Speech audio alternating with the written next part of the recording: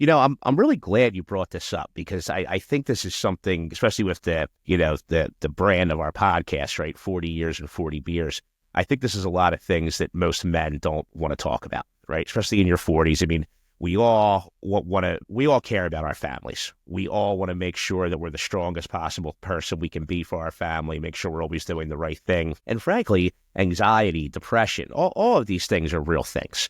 I wish they weren't. I'm going to go out on a limb here and I'm really going to open up a little bit since you just did. I struggle with extreme anxiety and used to be completely out of my mind with it. I had a problem with, like you just said, worrying about if your wife's going to leave you, worried about if your boss is going to fire you.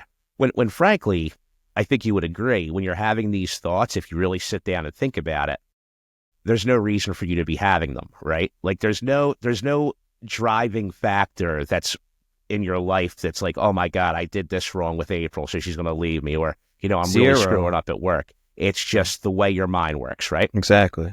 So the same, No evidence, no proof, no suspicion, there's not even a hair or a twinge of any truth or reality connected to any of it. Now, don't get me wrong. Like when I said, one day my mother is going to pass away but like, it's just this constant, uh, what next kind of, like you constantly keep asking yourself, what's next? And you're right. When you talk yourself through, this is irrational, this is not a normal thought to have, there's no truth to it, move on. The moving on becomes a new fear. It doesn't become fearless.